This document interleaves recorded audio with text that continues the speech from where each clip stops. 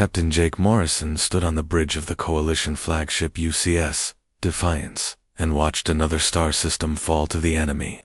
The holographic display showed red markers spreading across the galaxy like a disease. Each red dot meant another world lost, another million lives under alien rule, another step closer to total defeat.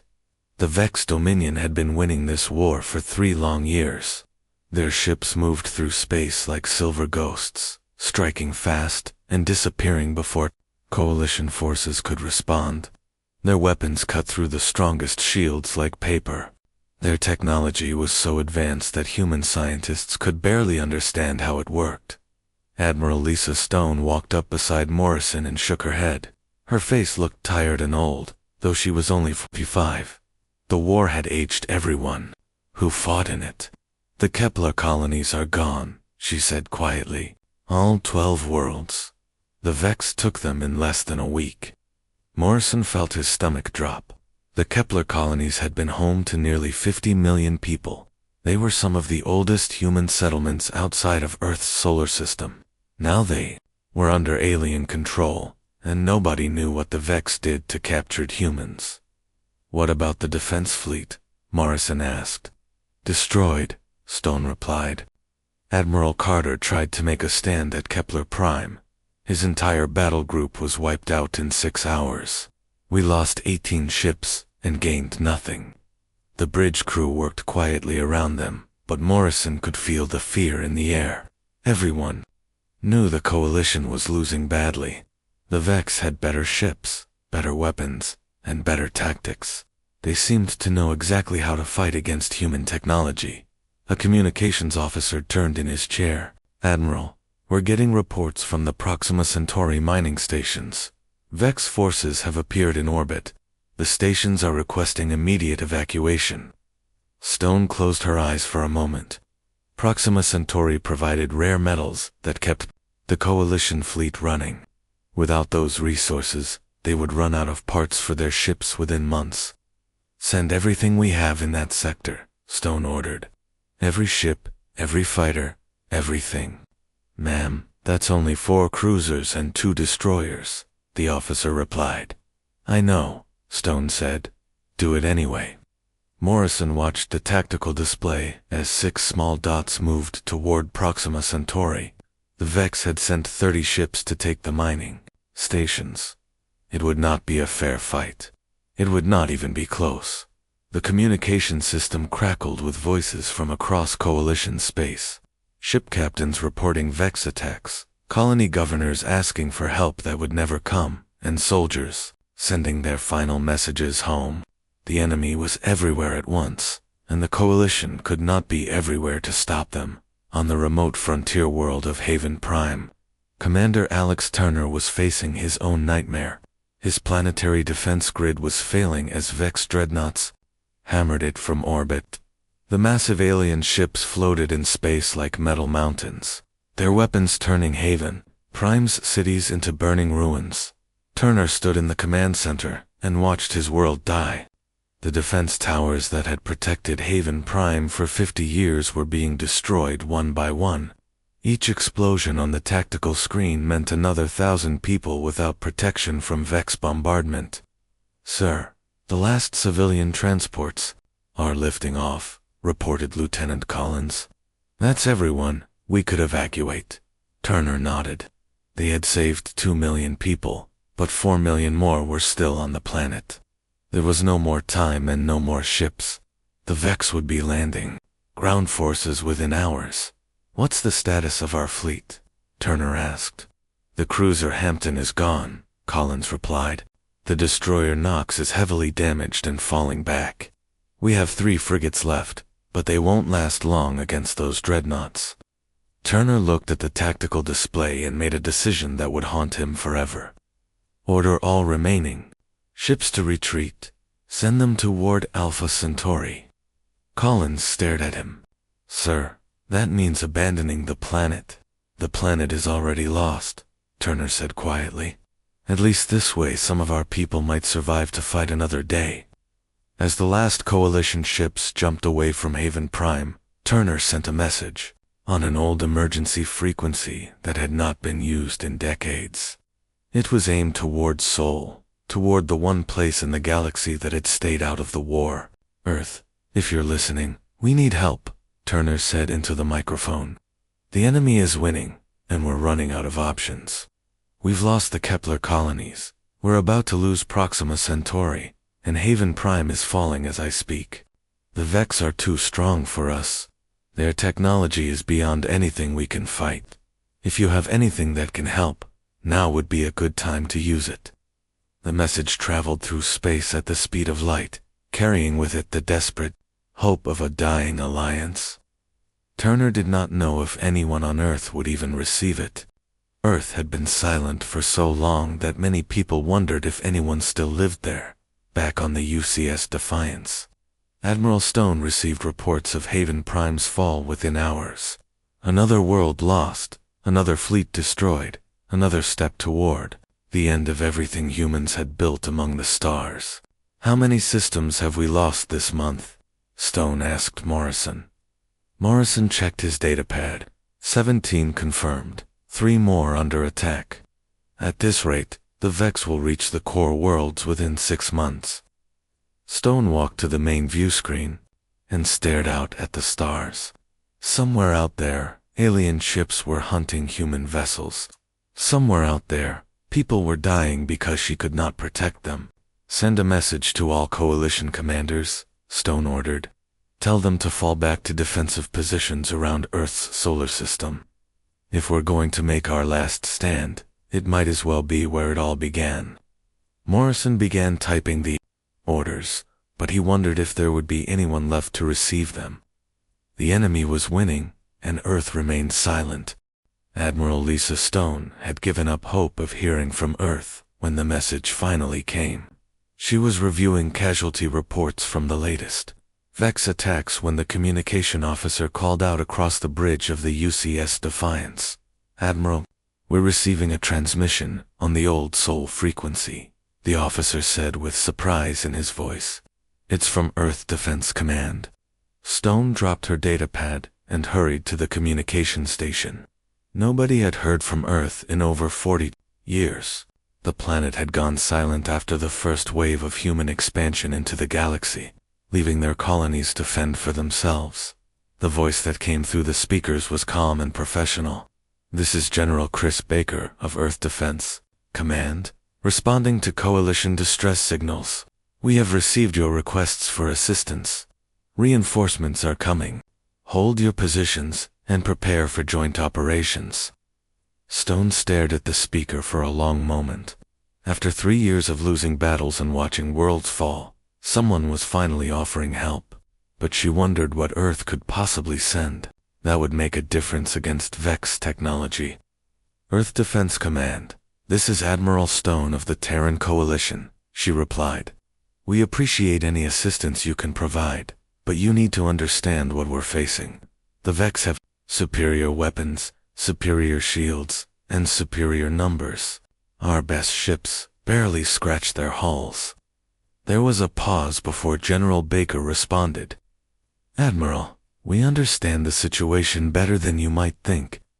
Our forces will arrive at your staging area near Alpha Centauri within 72 hours. Please have your fleet ready for briefing and coordination." Stone looked at Captain Morrison, who had been listening to the conversation. Neither of them knew what to expect from Earth's military.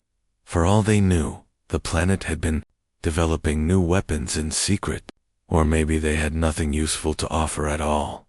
3 days later, Stone got her answer. She was standing on the bridge when the sensors detected ships dropping out of hyperspace near Alpha Centauri. But what appeared on the tactical display made everyone stop and stare. The Earth fleet looked nothing like Coalition vessels. Where Coalition ships were sleek and curved, Earth ships were angular and blocky. Where Coalition ships had smooth hulls designed to deflect energy weapons, Earth ships had thick armor plating that looked like it could stop a meteor. The flagship was enormous, easily twice the size of the UCS Defiance. Its hull was dark gray and covered with what looked like gun turrets. Lots and lots of gun turrets. The ship's design reminded Stone of ancient naval vessels from Earth's oceans, but built for space warfare. "Admiral, the Earth flagship is requesting permission to dock," the communications officer reported. "They want to send over a liaison officer for briefing." "Permission granted," Stone replied, though she was not sure what to make of these strange new allies.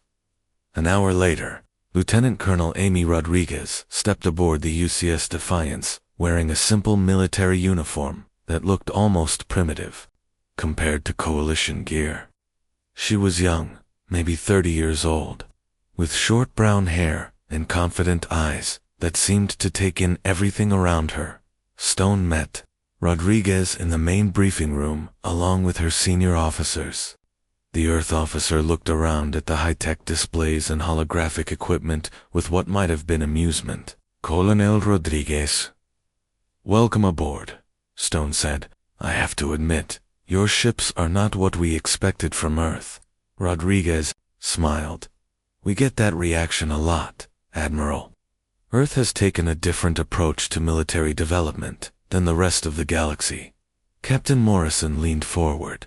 "Different how? Your ships look like they were built 100 years ago." "In some ways, they were," Rodriguez replied. "Earth has been watching galactic conflicts for decades. We've studied every battle, analyzed every weapon system, and examined every tactical doctrine used by both sides." Stone activated the holographic display, showing recent battle footage from Vex encounters. The alien ships moved through space like silver arrows, their energy weapons cutting through Coalition shields with ease. "As you can see, the Vex have overwhelming technological superiority," Stone explained. "Their plasma weapons can pierce any known armor, and their energy shields deflect everything we throw at them." Rodriguez watched the footage without expression. When it ended, she turned to Stone with that same confident smile. "Admiral, what if I told you that superior technology isn't always an advantage?" Morrison shook his head. "Colonel, no disrespect to Earth, but we've been fighting this war for 3 years. We know what the Vex can do. Your ships might be tough, but tough won't stop plasma cannons that can cut through a cruiser's hull in seconds." "You're absolutely right," Rodriguez agreed. "Plasma cannons are incredibly effective against energy shields and standard armor plating.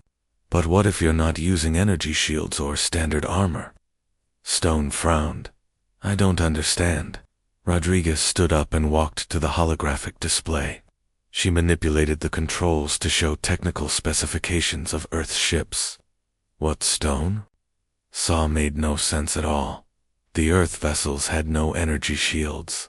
Instead, they relied entirely on thick metal armor that looked impossibly heavy. Their weapons were not plasma cannons or energy beams, but what appeared to be large projectile launchers.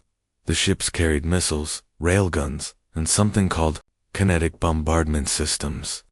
"Colonel, this technology is ancient," Stone said.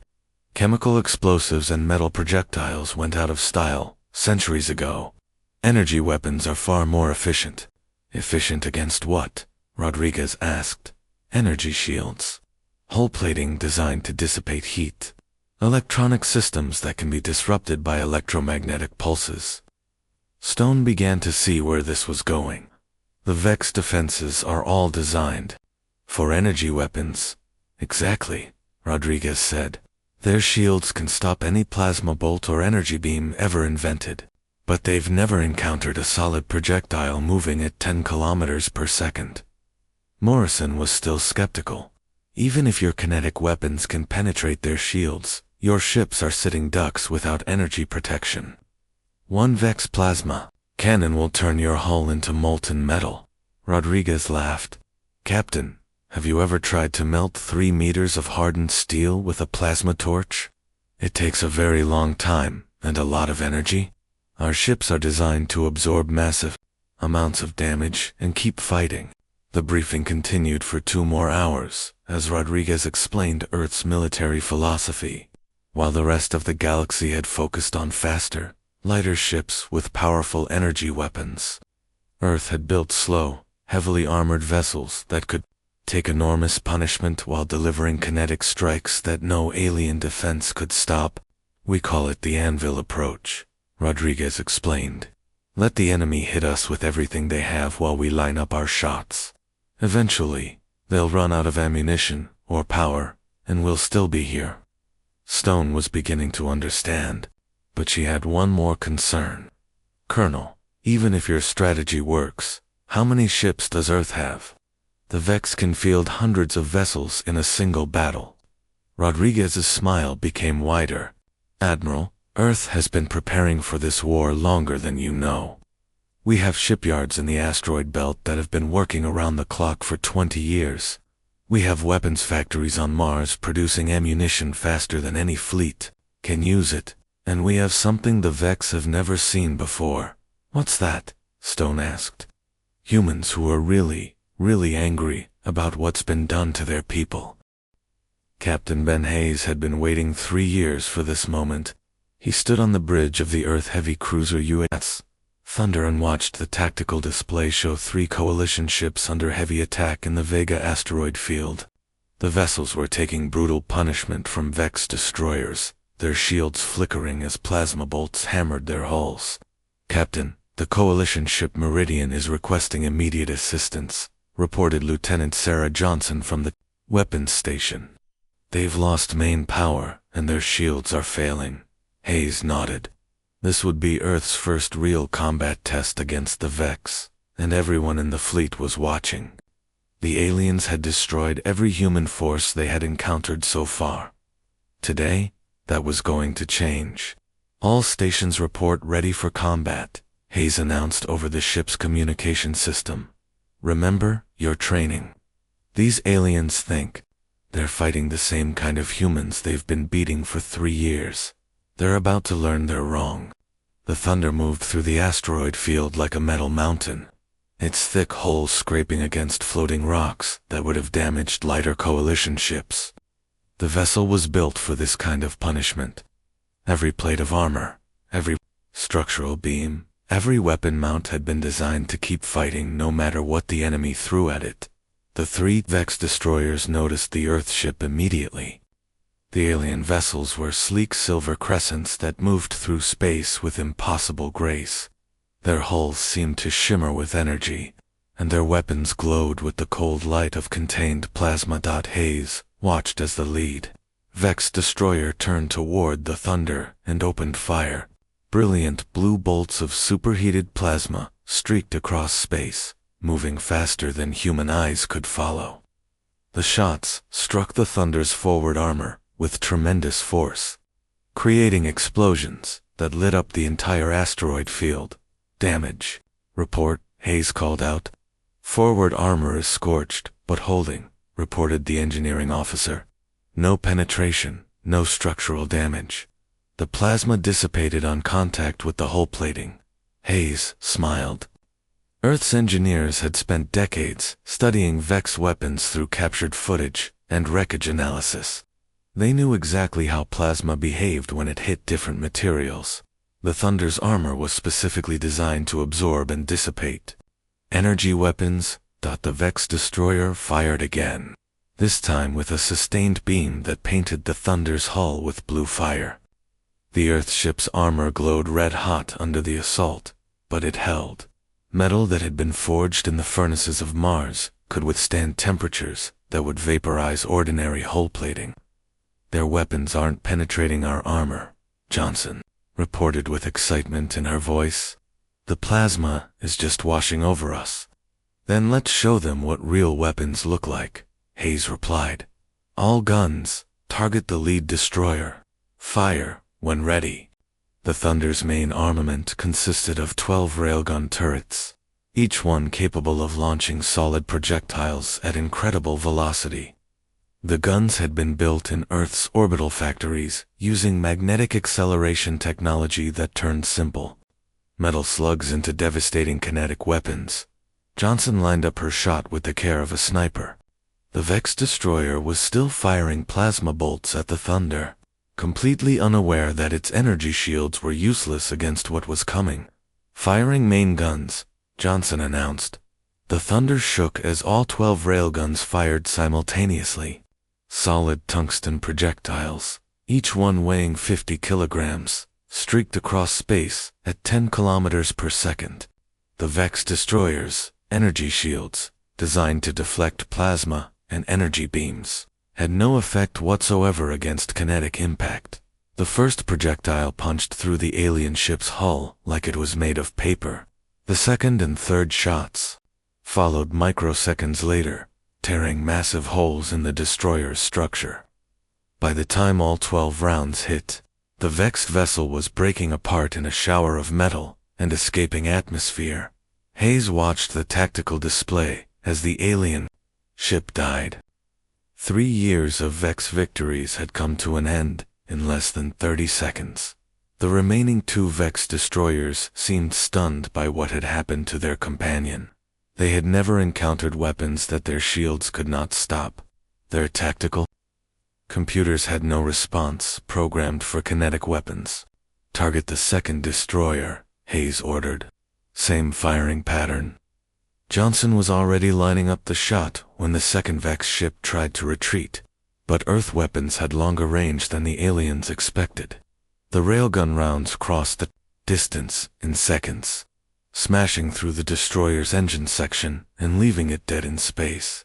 The third Vex destroyer finally managed to escape, jumping to hyperspace with its hull glowing from plasma fire. Hayes let it go.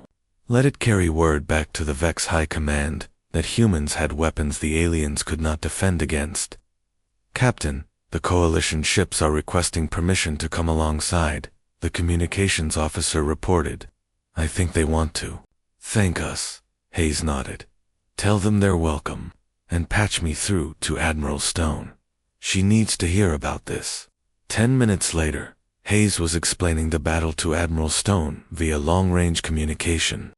The Coalition commander listened with growing amazement as Hayes described how easily Earth weapons had defeated Vex shields. Captain, are you saying their energy defenses are completely useless against kinetic weapons? Stone asked. That's exactly what I'm saying, Admiral Hayes replied. Their shields are designed for energy absorption and deflection. They can't stop a solid object moving at high velocity. It's like trying to stop a bullet with a mirror. Stone was quiet for a moment. Captain, this changes everything. If your weapons can consistently penetrate Vex defenses, we might actually have a chance to win this war. More than a chance, Hayes said. Admiral, the Vex have built their entire military doctrine around energy superiority. Their ships, their tactics, their strategies. Everything assumes they're fighting enemies with similar technology. They've never faced kinetic weapons delivered by ships that can absorb their firepower. Back at Vex High Command, reports of the Thunder's victory were causing confusion and concern. Commander Zefter studied the battle footage with growing alarm. The primitive human ship had simply ignored Vex plasma fire while destroying 2 destroyers with weapons that made no sense. How is this possible? Zefter demanded of his science officers. Our shields should stop any projectile weapon. Commander, their projectiles were moving at velocities we've never encountered, one officer replied. At those speeds, kinetic energy becomes devastating regardless of the projectile's composition. Zefter studied the tactical data again. The Earth ship had absorbed plasma fire that would have destroyed any Coalition vessel, then responded with weapons that cut through Vex armor like it was not there at all. This is an anomaly, Zefter decided. One primitive ship with lucky shots. Increase firepower for the next engagement. Deploy additional plasma cannons and focus fire. No single vessel can withstand the combined firepower of an entire battle group. But even as Zefter gave his orders, he felt a cold certainty that the war had just changed in ways he could not predict. For 3 years, the Vex had won every battle because they understood their enemy's capabilities. Now they were facing weapons and tactics they had never seen before. The Thunder continued its patrol through the asteroid field, its hull still glowing from Vex plasma hits, but otherwise undamaged. Hayes looked at the debris from the destroyed alien ships and smiled grimly. Earth had finally entered the war, and the Vex were about to learn that humans could be very dangerous when properly motivated. Admiral Lisa Stone had never seen so many ships in one place. The combined coalition fleet hung in space near Tau Ceti, like a cloud of metal and lights. Over 200 vessels gathered for what everyone knew would be the final battle of the war. If they lost here, the Vex would have a clear path to Earth itself. Stone stood on the bridge of the UCS Defiance and watched the tactical display show enemy forces approaching. The Vex had brought everything they had: 12 massive dreadnoughts, 30 destroyers, and countless fighter craft. It was the largest alien fleet ever assembled, and it was coming to crush the last organized resistance to their conquest. General Baker is requesting permission to come aboard, the communications officer reported. The Earth flagship just arrived from Seoul. Stone looked through the main view screen and gasped.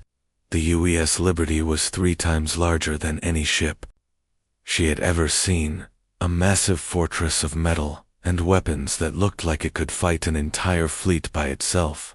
Its hull was covered with gun turrets, missile pods, and armor plating thick enough to stop a meteor. General Chris Baker arrived on the Defiance 30 minutes later, wearing the same simple uniform that all Earth military personnel seemed to favor. He was older than Stone had expected, maybe 60 years old, with gray hair and calm eyes that had seen too many battles. "General Baker, welcome to the Coalition fleet," Stone said as they shook hands. "I have to say, your flagship is impressive." Baker smiled. "The Liberty has been under construction for 15 years, Admiral. We built her specifically for this kind of battle. She carries enough firepower to level a planet, and enough armor to survive anything the Vex can throw at her." They moved to the briefing room where Stone's senior officers were studying the approaching enemy fleet. The holographic display showed the Vex formation in perfect detail, a massive wall of ships moving toward them with deadly precision. "General, they outnumber us 3 to 1, Captain Morrison pointed out. "Even with your kinetic weapons, those are terrible odds." Baker studied the display with professional interest. "Captain, numbers don't tell the whole story in space combat. The question is not how many ships you have, but how effectively you can use them." Stone activated a detailed scan of the lead Vex dreadnought. The alien vessel was a kilometer long and bristling with plasma cannons. Its energy shields could probably deflect the combined firepower of 50 Coalition ships. "Their technology is still superior to anything the Coalition has," Stone said. "Your kinetic weapons have been effective against smaller ships, but we've never tested them against dreadnought-class vessels." "Admiral, you're thinking about this battle in terms of traditional space combat," Baker replied. "Energy weapons, shield penetration, electronic warfare. The Vex are thinking the same way. But Earth has been preparing for a different kind of fight entirely." Baker manipulated the holographic controls to show the Earth fleet formation. 40 ships arranged in a defensive pattern around the massive Liberty. Their weapons trained outward like the spines of a metal hedgehog. "We're going to let them come to us," Baker explained. "Vex tactics rely on mobility and overwhelming firepower. They'll try to break our formation with massed plasma fire, then send in fighters to finish off damaged ships." Morrison frowned. "General, that's exactly what they've done to every Coalition fleet they've faced. How do you plan to stop it?" "By not playing by their rules," Baker said simply. The battle began an hour later, when the Vex fleet opened fire at maximum range. Hundreds of plasma bolts streaked across space, lighting up the darkness like blue stars. The combined firepower was enough to destroy an entire planet, and it was all focused on the Coalition defensive line. Most of the plasma fire hit Earth ships, which absorbed the energy weapons with apparent ease.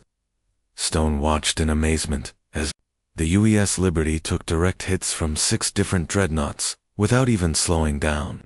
The massive ship's armor plating glowed white-hot, but it held. "All Earth vessels report minimal damage," Lieutenant Colonel Rodriguez reported from her Position on the Liberty. Armor is holding across the fleet. We are ready to return fire. But Baker waited. The Vex continued their bombardment for 10 full minutes, pouring enough energy into the Earth ships to vaporize a small moon. Still the human vessels held their positions, their thick hulls absorbing punishment that would have destroyed any other fleet. "General, they're launching fighters," Stone reported as sensors detected thousands of small craft emerging from the Vex capital ships. This was the moment Baker had been waiting for. "All Earth vessels, activate point defense systems. Show these aliens what flak looks like." What happened next surprised everyone, including Stone. Instead of the elegant, energy-based anti-fighter systems used by coalition ships, the Earth vessels opened up with primitive but devastatingly effective projectile weapons. Thousands of small cannons filled space with metal fragments, creating walls of shrapnel that no fighter could survive. Colonel Mike Carter led Earth's own fighter squadrons into battle, and Stone quickly realized these craft were unlike anything she had seen before. Instead of energy weapons, they carried missiles and Instead of relying on speed and shields, they were built like flying tanks with thick armor and heavy firepower. "Coalition fighters, stay back and let Earth squadrons engage," Stone ordered. Her pilots were brave, but they were not equipped for the kind of brutal combat the Earth fighters seemed to prefer. Carter's fighters tore into the Vex formations like wolves among sheep. The alien craft were designed for energy combat, with lightweight hulls and sophisticated targeting systems. But Earth fighters simply ignored their elegant tactics and hammered them with missile salvos and cannon fire. "Their fighters can't handle our weapons," Carter reported over the communication system. "We're cutting through them like paper." The turning point came when Baker finally ordered the Liberty to open fire on the lead Vex dreadnought. The Earth flagship's main weapon was unlike anything ever built, a magnetic accelerator cannon that could launch projectiles at nearly 10% of light speed. Stone watched the tactical display as a single tungsten rod, accelerated to incredible velocity, crossed the distance between the fleets in less than a second. The projectile hit the Vex dreadnought dead center and punched completely through the massive ship from bow to stern. The alien vessel simply came apart. Its hull split open like an overripe fruit, spilling atmosphere and debris into space. Secondary explosions rippled through its structure as internal systems failed. Within 30 seconds, a kilometer-long warship had been reduced to scattered wreckage. "Direct hit on enemy flagship," reported Captain Julia Brooks from the Liberty's bridge. "Target destroyed. Vex command structure is in chaos." With their command ship gone, the remaining Vex forces lost coordination. Individual captains tried to continue the battle, but their tactics were designed for fleet actions with centralized command. Without orders from the flagship, they fell back on standard procedures that had never been tested against Earth weapons. Baker pressed his advantage. "All Earth vessels, advance and engage. Target their heavy units first." The Earth fleet moved forward like an unstoppable wall of metal, their weapons systematically destroying Vex ships that could not defend against kinetic attacks. Stone watched in amazement as vessels that had seemed invincible just hours before were blown apart by simple projectiles moving at tremendous speed. The battle lasted 3 more hours, but the outcome was never in doubt after the Liberty's first shot. Vex dreadnoughts that had terrorized the galaxy for years were reduced to scrap metal by weapons their designers had never imagined. Destroyers that had conquered dozens of worlds were smashed by railgun rounds moving faster than their computers could track. When it was over, only a handful of Vex ships remained, fleeing toward hyperspace with their hulls glowing from Earth. Weapons fire.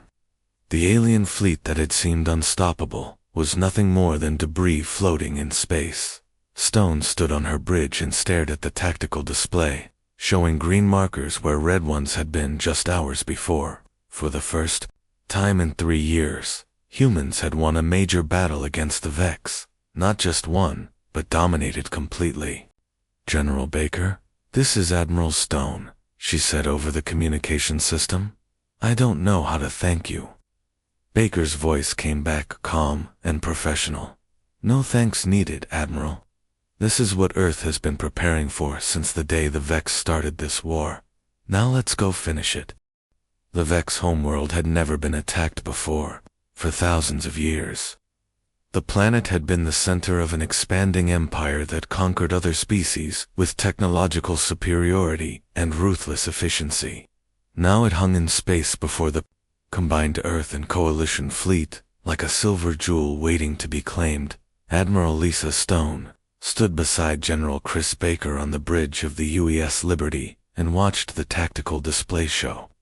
Vex orbital defenses scrambling to respond to the human arrival. Massive space stations and planetary shields powered up with desperate energy, but everyone knew it was too late. "Their orbital grid is impressive," Baker admitted as he studied the enemy installations. 47 defense platforms, each one armed with enough plasma weaponry to destroy a small fleet. Under normal circumstances, attacking this system would be suicide. Stone nodded. 3 months ago, she would never have imagined bringing ships this close to the Vex homeworld. The alien defenses had been built over centuries to stop any conceivable attack. But the Vex had never faced weapons like Earth's. "General, we're receiving communications from the planetary surface," reported Lieutenant Colonel Rodriguez. "It appears to be some kind of surrender offer." Baker raised an eyebrow. "After 3 years of total war, they want to negotiate." "The message is coming from someone called High Commander Zefta Rodriguez," continued. "He's requesting terms for ending hostilities." Stone looked at the planet below and felt a complex mix of emotions. Part of her wanted revenge for all the worlds the Vex had destroyed, all the people they had killed or enslaved. But another part of her was simply tired of fighting. "What are your orders, General?" Stone asked. Baker was quiet for a moment. "Admiral, Earth has been watching this war from the beginning. We've seen what the Vex do to conquered populations. We've studied their methods and their goals. I don't think negotiation is going to solve anything, so we fight. We finish what they started," Baker replied. "But first, let me show you something that might help you understand why Earth stayed out of this conflict for so long." Baker led Stone to a secure briefing room deep inside the Liberty. The chamber was filled with holographic displays showing decades of intelligence data collected by Earth's observation networks. Stone saw battle footage from dozens of worlds, technical analyses of alien weapons, and strategic assessments that went back to the very beginning of the war. "Earth has been preparing for this conflict since before it started," Baker explained.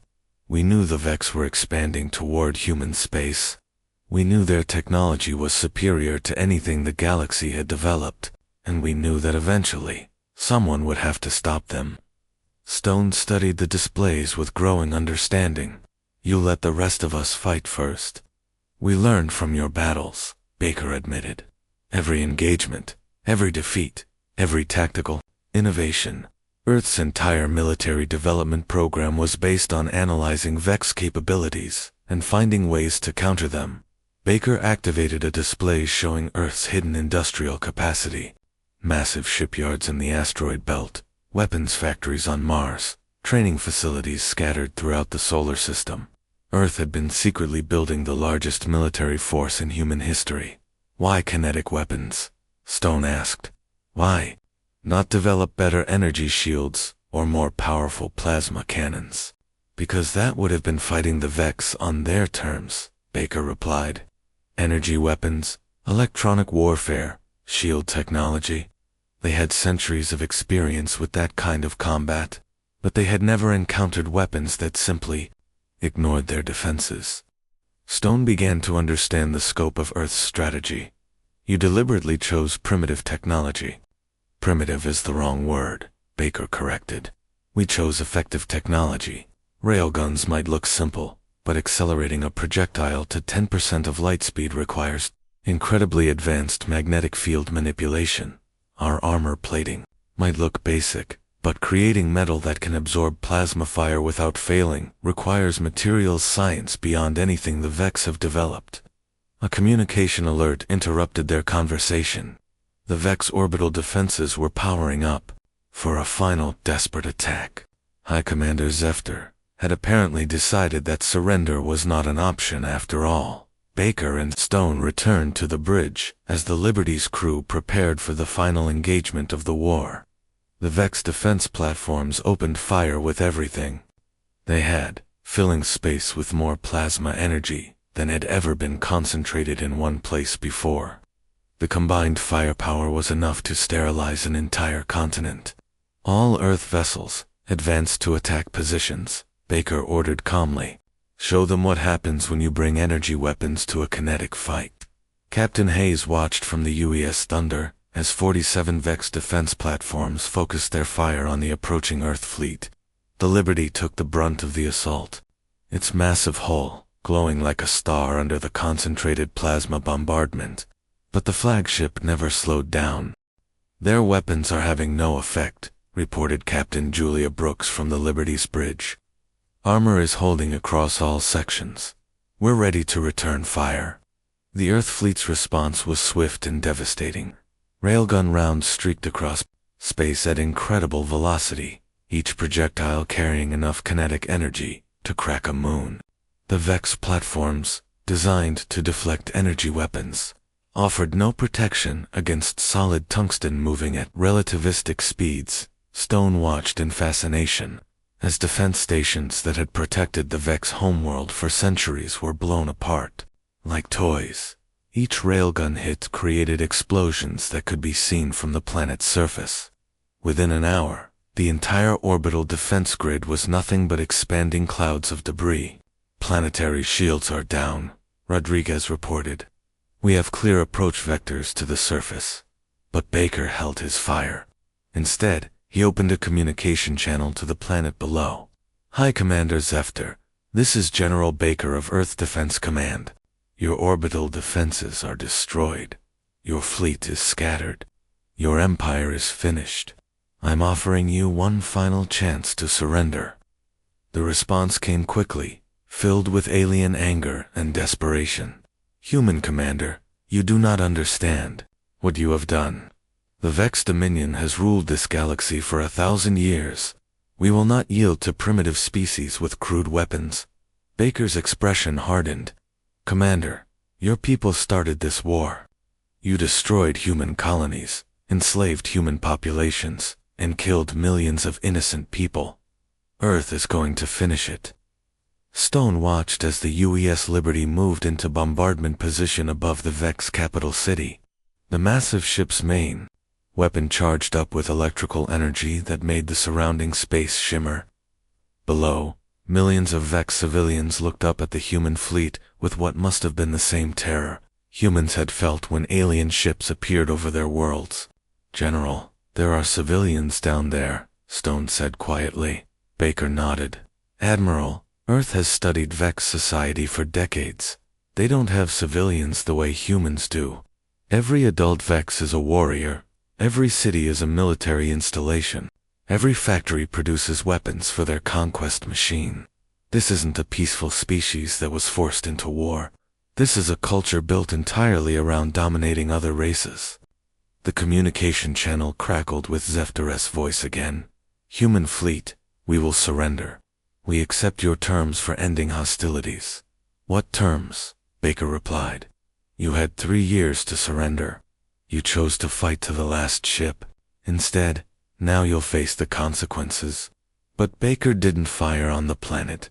Instead, he activated a planet-wide communication system that reached every Vex settlement simultaneously. His message was simple and direct. People of the Vex Dominion, this is the Earth fleet. Your military has been defeated. Your empire is over. You have 2 choices. Lay down your weapons and accept occupation by coalition forces, or continue fighting and face complete destruction. You have 1 hour to decide. The hour that followed was the longest of Stone's life. She watched sensors show Vex ground forces mobilizing in some cities, while others began broadcasting surrender signals. The alien population was splitting between those who wanted to fight to the end and those who recognized that resistance was hopeless. When the deadline passed, roughly half the planet had surrendered. The other half chose to continue the war. Baker's response was measured but devastating. Earth ships targeted military installations, weapons factories, and command centers with precision strikes that left civilian areas untouched. The kinetic bombardment was so accurate that individual buildings could be destroyed without damaging structures next to them.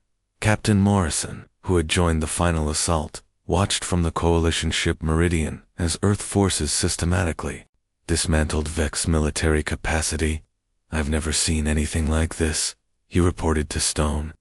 "They're not just destroying targets, they're surgically removing the Vex ability to make war." The bombardment lasted 6 hours.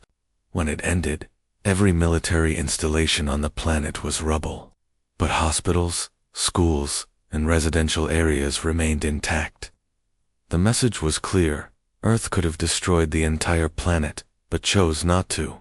High Commander Sef sent his final communication from a bunker deep beneath the capital city. "Human Commander, you have won. The Dominion surrenders unconditionally." Baker's reply was broadcast across the galaxy. "The war is over. Coalition forces will occupy all former Vex territories until stable governments can be established. Any attempt to resume hostilities will result in complete planetary sterilization." Stone stood beside Baker as they watched Vex surrender ceremonies taking place across dozens of worlds. The empire that had seemed unstoppable was collapsing everywhere at once. Without their technological advantage, the aliens were just another conquered species. "General, I have to ask," Stone said. "Could Earth have ended this war years ago?" Baker was quiet for a long moment. "Admiral, Earth could have destroyed the Vex before they ever attacked their first human colony. We had the weapons, the ships, and the industrial capacity. But we needed the galaxy to see what the aliens were really like.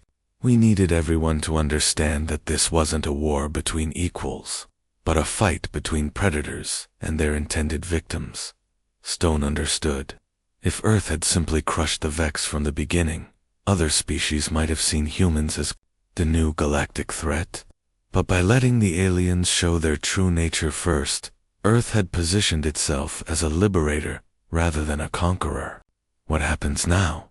Stone asked. Baker smiled. "Now we rebuild. The galaxy has learned that superior technology doesn't guarantee victory.